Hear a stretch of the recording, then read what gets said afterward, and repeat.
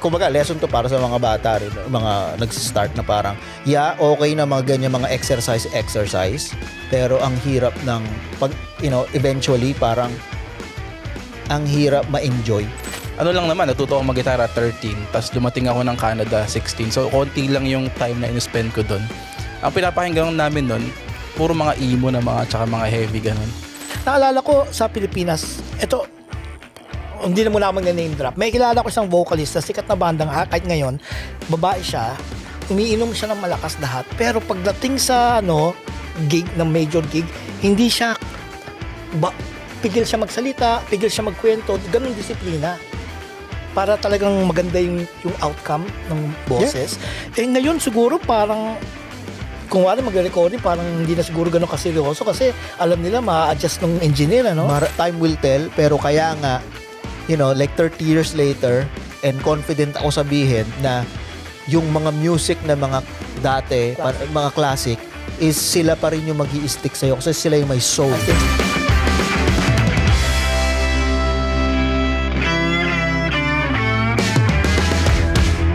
TKP, Tugtugan, Kwentuhan Podcast. Ako po si Philbert at kasama ko dito Ako si Andy. Ako po si Kyle. Ayan. Gusto lang namin mag-jamming. And lahat kami dito ay, kung nakikita nyo mga gamit, di ba? Ayan.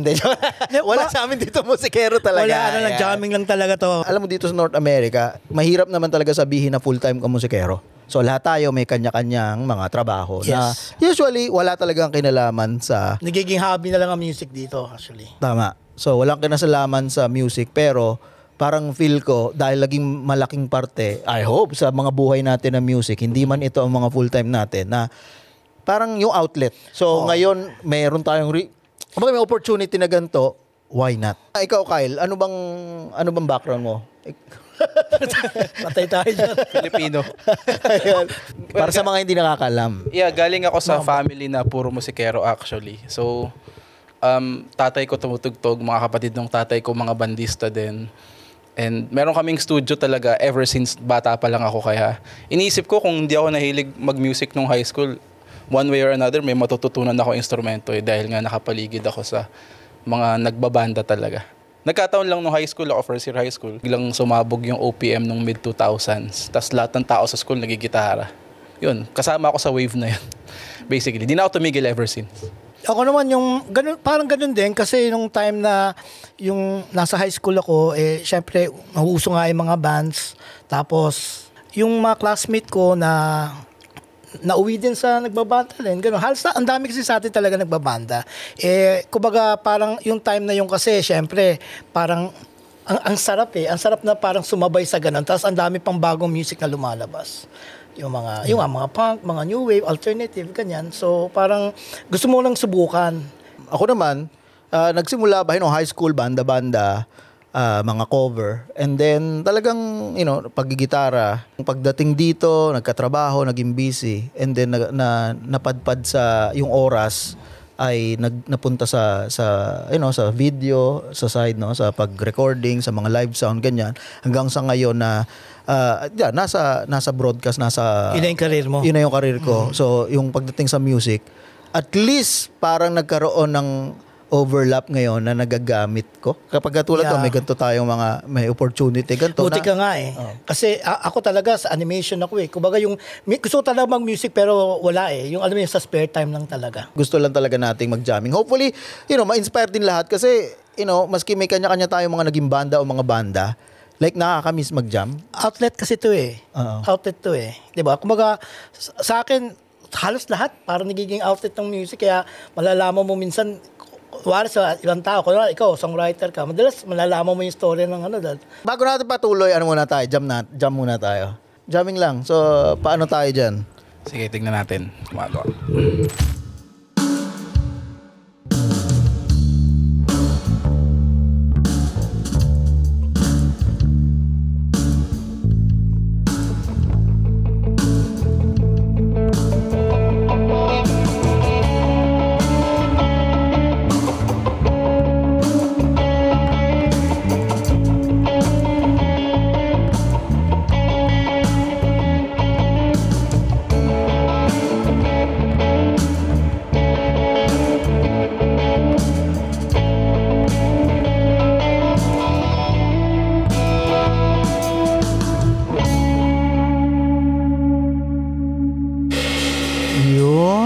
Parang, ako talaga, yung mga lumalabas na lang, kung ano lang yung mga parang, Ako nga, di ko alam kung tama yung ginagawa ko. Although active pa rin ako tumutugtog, mahirap pa rin on the spot. Saka pag may camera. Okay lang sa camera eh, pero ewan ko, may pressure pag kailangan mong umiisip on the spot eh. realization ko lang, parang, nung kasi nagsisimula ako, nung bata pa ako, di ba, parang, hindi naman necessarily may banda ka agad eh. So usually magkukulong ka lang sa kwarto mo. Tapos pag parang parang na medyo nalulun ako dun sa mga typical na gitarista, 'di ba? Yung mga solo, yung mga ganyan na hindi mo talaga kailangan ng ganung ka-collaboration. Ang naging challenge ko to, maski sabihin mo na na perfect mo na yung kanta, no? Well, kasi natutugtog ko na yung kung ano-ano. Hindi mo naman ma-apply yun eh kasi unless yung banda mo, yung mga tropa mo, ganun din ang tugtugan, like parang useless. Na yun ang isang parang pagsisisi ko na parang ako dati hindi naman ako mahilig lumabas na ganun, 'di ba? So kaya unlocking time and kumbaga lesson to para sa mga bata rin, mga nagsi-start na parang okay na mga ganyan mga exercise pero ang hirap ng pag eventually parang ang hirap ma-enjoy. Sa ulado ko yung mga ano ba yung mga piyesa dati, di ba? Maaga ko na to mga yung mga Satriani. Maaga ko na ano diyan sa ulado ko. Pag jamming naman wala akong makasabay. Pero hindi ba ngayon dahil digital age na ngayon, pwede na sila mag-jump sa may mga pupuntahan kang site na may mga bass part na, may drum parts na. Hindi, nandun ako. Ginawa ko rin yun dati kasi dati meron mga backing track o may mga pangit na quality Pero ang point ko ay yung totoong may kasama kang ibang tao. Yun yung parang skill na talagang improvisation. Kasi iba yung ako, lalo sa ito nag-challenge ko. I swear, memoryado ko, may mga kanta talaga memoryado ko solo. Instrumental, di ba? Hindi ko naman naiintindihan talaga yung reason doon. So halimbawa, mag-i-improve. Baka hindi mo siya feel. Hindi feel, paano ko memorize ko lang eh. Paano kung inibabigla yung paano ka makakagawa ng sarili mong gano'n na yun lang yung parang unlocking time na parang ginugol ko. Pero paano mo na-discover sila sa Triani ganun? Na-interest akong mag-gitara. Ang problema talagang ayaw ng magulang ko. Sa school din, di ba? Nababalitaan mo yung mga ganyan. Kasi nung bata ako nagsimula, yung mga ko, walang ano doon. Maaga ako. Gusto ko i-take sa next level. Tapos yung pinsan ng tropa ko, si Kuya Ron, ano na siya, gitarista na talaga siya. So nagpa-lesson ako sa kanya. Classical. Na ganon. Talagang patago yun kasi nga bawal. Like tinapo ng tatay ko gitara ko at one point. Kasi puro ako gitara. Ang problema kay Steve Vai, lalo sa baguhan, wala kang mabubuong kanta niya. To be honest, kung halimbawa 12, 13 ka, unless talagang super virtuoso ka, mahirap kasi sa Pilipinas. Masyadong advanced.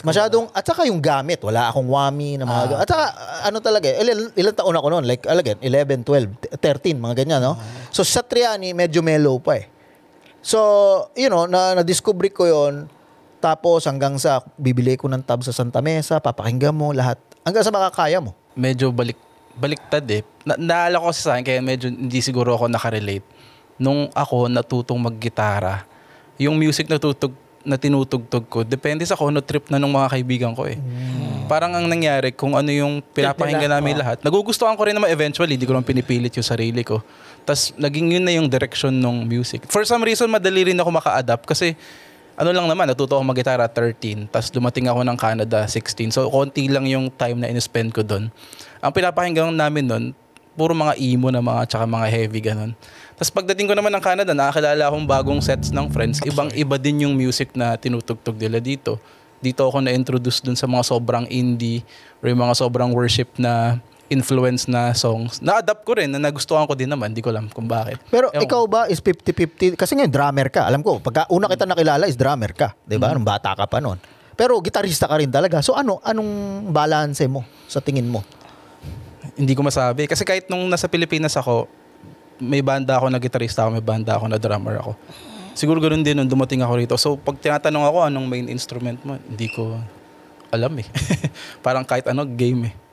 Ewan ko. Siguro dahil nga may studio kami, so ang daling matuto nung time na yon. Kaya wala akong instrumento na nagugulan ko lang na yun lang. Na sumobra yung galing ko dun lang.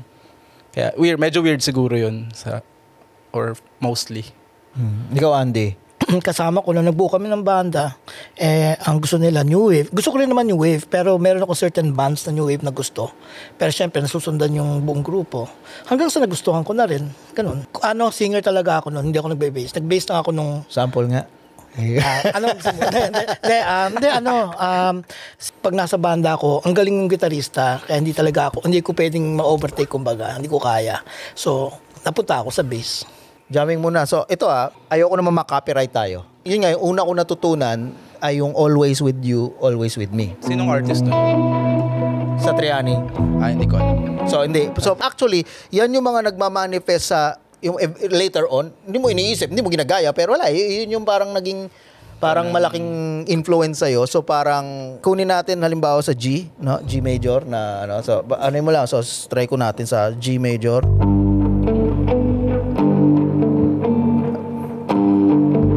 Tas minor.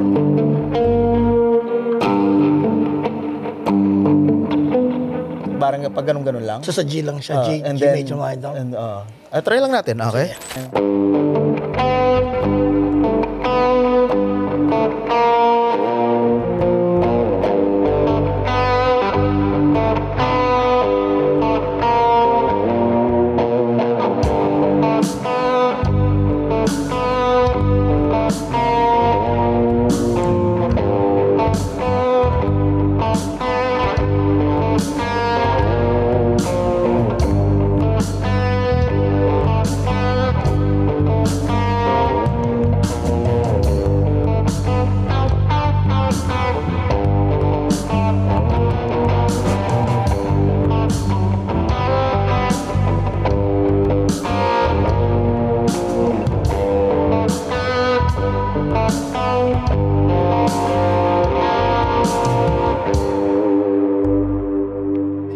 Napapatingin ako doon sa hita mo sexy. Para nawala ako, nakita ko ang ganda ng sukat ng pantalon mo ngayon. Influence ba ni Joe Satriani? Hindi Parang parang nabalik ka sa time. Hindi kasi ako familiar kay Joe Satriani din. Para kasi sa mga instrumentalist na gitara, siya yung pinaka parang mainstream. Ang isa ring hirap sa akin ngayon, kasi hindi na ako tumutugtog. Kaya nga nagawa to para may ganun. Pero pagdating naman dito sa mga effect, katulad nito, dati pa may debate, digital o analog.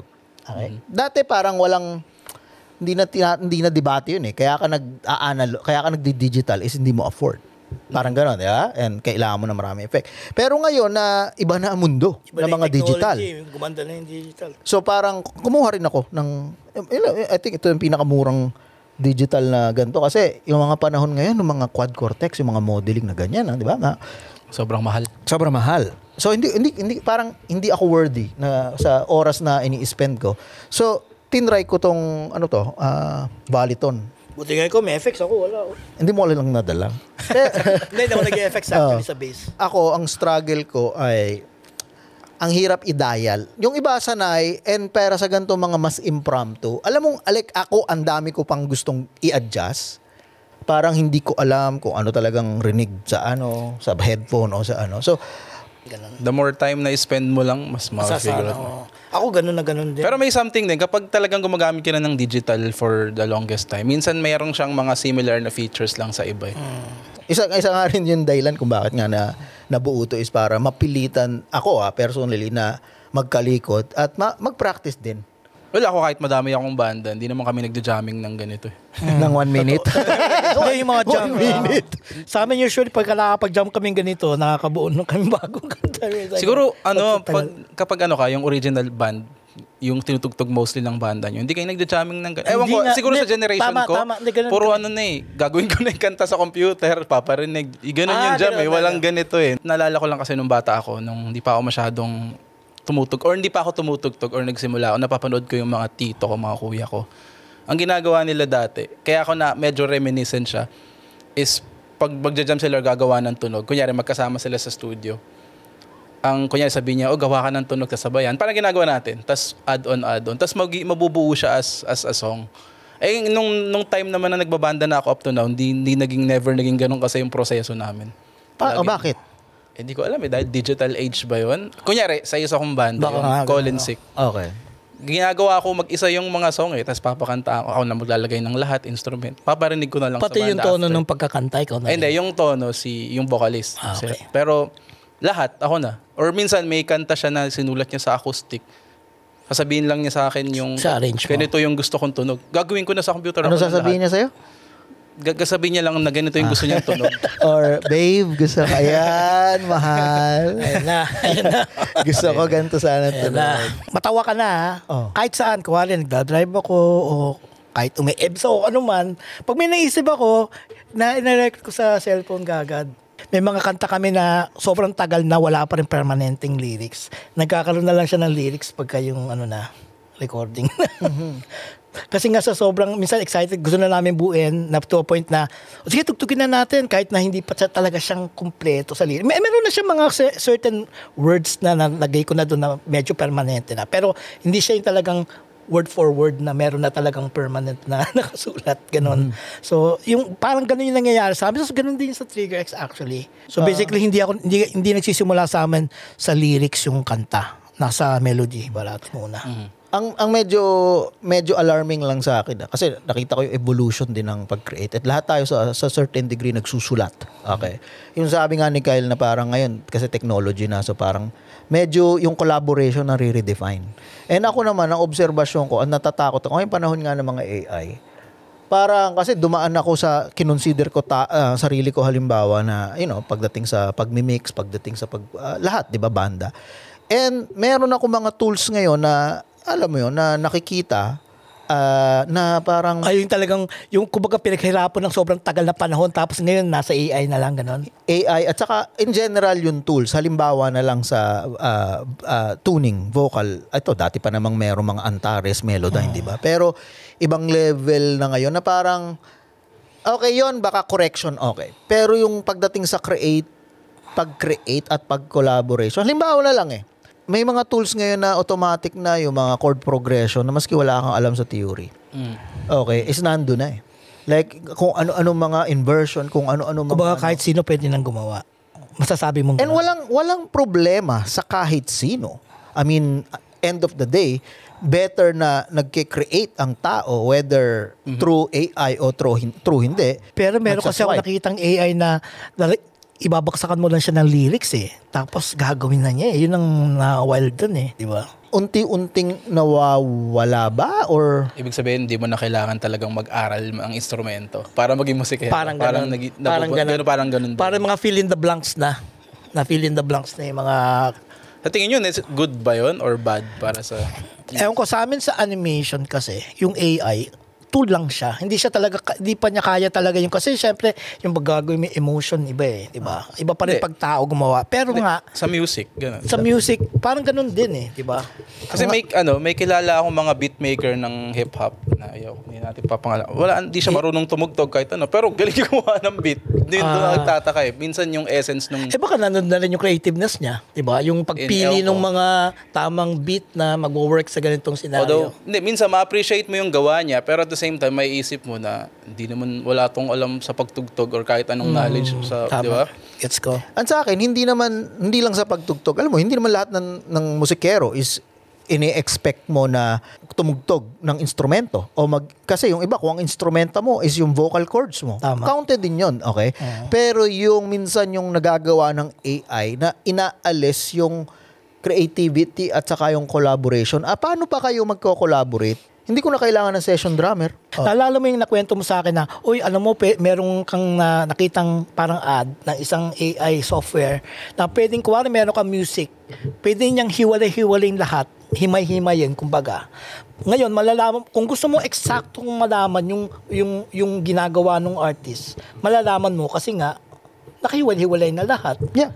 Kumbaga may sinabi ka doon na pwedeng manakawan or something. Imaginein mo, ikaw for the first time narinig mo yung kanta ng Nirvana. Hit talaga. Hit na hit, all apologies kung naabutan yon. Okay? Kung ikaw, normal na tao, wala kang access sa actual na mga multitrack niyan. Diba? Nasa kung sino mang recording o label. Okay. Imagine mo yung tool na yon, may extract niya lahat. Okay? Drums. Okay? Vocals, guitar 1, guitar 2, backup vocals, bass. Grabe. And then, pag na-extract na niya yung AI tool din na i-convert na niya sa MIDI. Wow. So, pag na-convert na niya ngayon sa MIDI, like, ang dali mo ng isang pindot ngayon, iba-ibahin, i-manipulate, and then, pwede mong gaguhin sarili mo na parang, hindi, para lang naman inspiration, pero yung actual, kung paano na buo yung kantang yon, yung storya nun, gaano man kababaw, or medyo, kakomplikado, yun ang binabypass mo. Oo, tama. And yun ang parang, yun ang takot ko. Yun Nasa ano pa lang tayo ng AI pagdating sa music. Wala pang 2 taon siguro. Oh, what more pag after ilang years pa, no? So, dali nang magnakaw basically ng music yun na mismo. In a way, Ang mangyayari dyan, pag sumobrang advanced na nung AI, parang mawawala na yung value ng music din. Kasi kumbaga kung nagagawa na yung talagang maganda, kaya na niyang gumawa ng maganda, paano pa yung taong create, kuwala ikaw, may maganda ka nagawang kanta, pero kayang tapatan niya ng AI, di ba? Paano mawawala na yung value ba ng creativity ng at saka ang mangyayari is madedesensitize, posibleng madesensitize na ang mga listener kasi nga yes, pare-pareho. oo, Ang magiging sobrang dami ng mga pare-pareho na magaganda ha. yes, Sa lahat ng klase ng genre. Hip-hop, rock, kung andun ano na man tayo, yan. kung ano man yun. And kaya nga parang isa yun sa mga rason na pag-isipan to is para at least man lang yung experience ng pag-jamming. Yun ang ano. Anong tingin mo after a few more years na ngayon na may AI na at napapaganda na boses ng tao, na natatanggal na yung mali-mali sa mga solo mo or whatever, 'di ba? Medyo nakakatakot. Nakakatakot.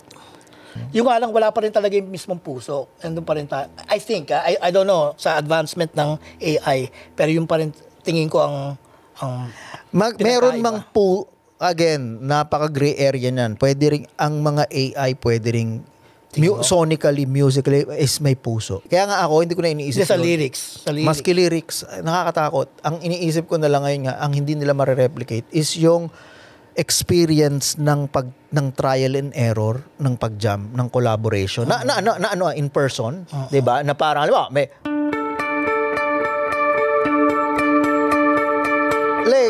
alam mo yun, yung instant response na maski anong AI yun, I don't know, baka in the future AI sasabihin na rin ako, pero hindi yun. Ang hinahanap mo naman hindi naman yung perfection eh. Ang hinahanap mo yung parang halimbawa ikaw talagang Yung iniwan ka ng shota mo, di ba? Yun ang hirap pekiin. Di ba? At saka may feel malalaman mo pagka diba, mga hallelujah, yeah, we are gathered. Di ba? Ang hindi nga nila ma-replicate is yung journey nung banda para ma-create experience. Yung music, yung experience. Kaya yun yung hopefully ma-inspire yung mga bagong generation at saka hopefully in the future. Kasi yun yung yun ang dahilan kung bakit, naging sobrang influential na maraming mga banda like Beatles, like kung ano man genre, Metallica, kung ano man, dahil yung yung paggawa nila doon. Jamming naman, huwag yung mga noisy toys, baka mamaya, niloloko mo kami, kanta nyo pala sa noisy toys. Yun.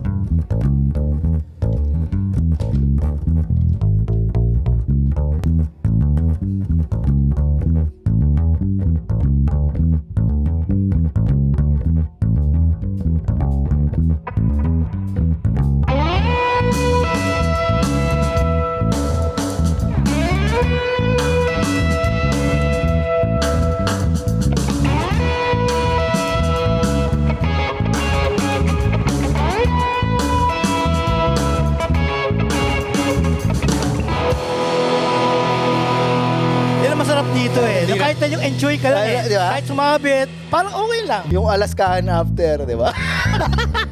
Tsaka yung process nun, nagkakaroon ng kwento specific. Yun ang, at least, sa ganito, is nakaka-jamming kasi yun ang hindi ko na nagagawa. Sa AI nga, no? Kasi ang mga nakikita ko kadalasan yung sa mga recording, ganyan, sa, ano pa ba? Sa gitara. Ano pa ba yung mga nakikita mo ngayon na advancement? Lahat. Sa recording, mastering, lahat. Lahat. So, sobrang dali ngayon. Sobrang Sa dali, vocals, affordable. ano yung nakikita mo sa vocals? Except tuning pera tuning. Yung pag-create, yung mga effects chain lahat niyan, pag-EQ, paglagay ng mga harmony, na yung dati, I mean, sure. Pero baka sineselect mo pa rin o hindi, nag-automatic na siya ganun. Maski isineselect mo, like 90% mas madali. And again, end of the day, again, ilalagay mo yung hat mo as halimbawa, producer, halimbawa. Ang importante is quality. Okay, quality. Pero, as a producer din naman, yung learning na nawala sa'yo, kasi na-shortcut mo na dati para ma-realize mo, oh my God, para ma-achieve yung stereo widening na gano'n, para ma-achieve yung gano'n, kailangan ganito ang pag-record, kailangan ganitong gadget, kailangan ganitong style, kailangan ganito ang pag-direct mo sa artist. Halimbawa, lahat yun is parang, oh my God, isang dial mo, parang perfect yung EQ. Makakapili ka pa. Talaga. Makakapili ka sa boses tayo. Makakapili ka ng may mga preset, di ba? O sige.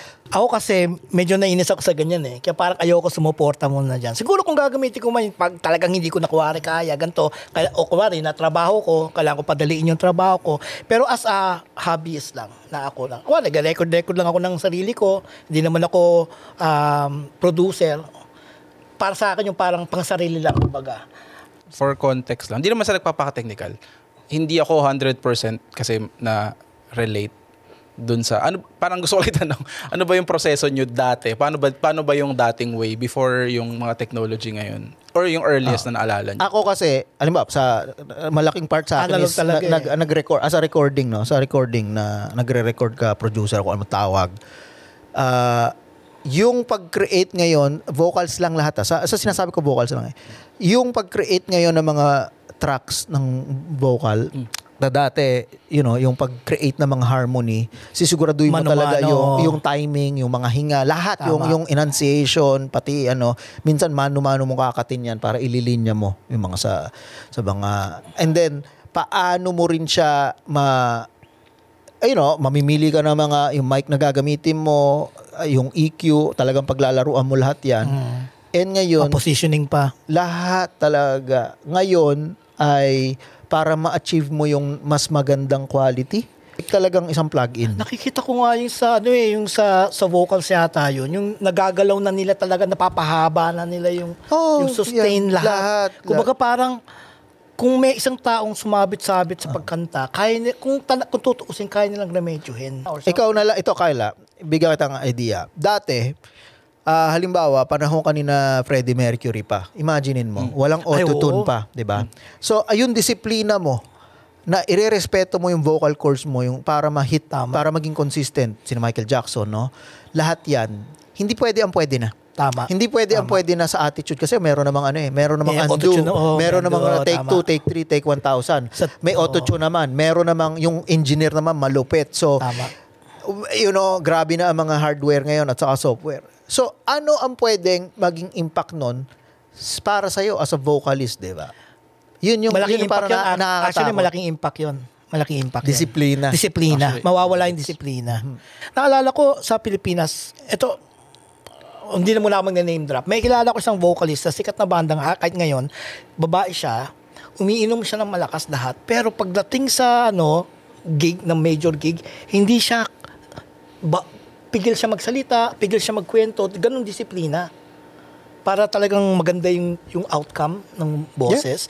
Yeah. Ngayon siguro parang kung wala magre-recording, parang hindi na siguro ganun kaseryoso kasi alam nila ma-adjust ng engineer, In a way, ang AI ang parang naging super professional engineer mo na. And binibigyan ka ng napakadaming mga... Di ba nga yung may napanood ako noon lalaki kumakanta siya, medyo mababa yung boses niya. Pinataas nila. Doon pa rin yung sa pitch hindi niya kaya, pero yung pa rin yung kumbaga yung boses niya nagagawa ng AI yun, man. Yan, nakakatakot. May idea ka ba yung Kyle kung paano naapektuhan? To be fair, sa bagong generation, yung at least yung mga kilala ko pa rin na band, nagpe-prepare pa rin naman sila sa pag may recording kami sa mga boses nila. Vocal specifically. Siguro, ang naintindihan, ang understanding ko sa mga sinabi nyo, siguro, yung preparation tsaka yung, ano ba tawag doon? Siguro ibang level lang dati yung pagiging yung discipline tsaka yung preparation compared sa ngayon. Kasi hindi ngayon naman yung mga vocalista naman ng mga banda ko parang ganun pa rin. Vocally at saka maski pagdating sa recording kasi ngayon naririnig nyo yung mga ang resolution na ng audio 32-bit susunod 64. So Parang dati, kaya ka mag-i-invest sa mga libo-libong mga compressor, mga preamp, maski sumigaw ka doon o ano. Pagdating din sa experience at para mahasa ang engineer. Halimbawa, magre-record ka, tracking ng gitara. Okay? Alam mo ba kung gaano karaming experience at trial and error para makuha mo yung ganong klaseng tunog halimbawa? Natutunog na maganda maski sa pangit na. Kasi dati wala pa mga surround, wala pa yung mga malulupit na mga speaker. Tapos, ngayon, totoo naman, diba may sinabi ka na parang effects ngayon na direkta ka na? Hindi, ito nga mga quad cortex sa gitara. As a guitar player, no? diba? Na parang ako, kung wala akong pakialam sa yung quality lang talaga ang gusto ko, napakalupit talaga. Parang sinasabi mo na hindi mo na kailangan bumili ng mga sobrang mahal ngayon kasi nga makakaya na lang pagka bumili ka ng ganong effect. Yeah. At saka, bibili ka pa dati ng mga mamahaling Marshall o ano man na gear na may emulation na siguro siya na lahat, wild talaga. Yun, ano? Tapos mas malinis pa siguro kasi I'm sure na yan, may mga, ano pa yan, yung ma-adjust mo yung mga mic placement. Lahat. Speaker cabs, no? Yeah. So ibig sabihin na take away niyan yung trabahong yon sa engineer. Masasabi natin hindi at least productive, mas menos ang pero feel ko lang may nawawala. Pero ano ba yun, mas better ba yun or hindi? Kasi evolution niya. Parang yes and no siya siguro. Yes and no din. Kasi syempre depende sa tao, sa budget din. Kung budget studio ka lang, parang pabor sa'yo yun, di ba? Hindi ba, nakasave ka rin ng oras? Oo, sa oras, pabor din sa'yo. Kaya yung nga lang, syempre, yung mga, yun ang pinag-aralan sa music or something. Kasi ang ibig sabihin nun, merong mga proseso na nawala, nahahanapin. Meron, may mga departamento, kumbaga napalitan ng bago. I guess yun lang. Yung mga assistant, kunwari sa mga studio. Or pwedeng yung mga proseso na nawala is yun yung gustong-gusto mo dati. Pero ang sa akin kasi, ang pinakamalaking nawala is yung experience. Not technical. Halimbawa na lang kasi ngayon kaya na ng quad cortex. Halimbawa, yung mga simulation. Lahat ng pinakamalulupit. Na dati pinag-aaralan mong sobrang tagal para makuha. No? Hindi lang pinag-aaralan. Kasi halimbawa, gitarista ka lang . Pero imagine mo dahil gusto mong halimbawa ma-emulate yung tunog ni Eric Clapton. Halimbawa lang, di ba? Yung stereo na tunog niya. Yung istorya niyo sa banda na, tara pre, samahan mo ako sa Longy McQuaid.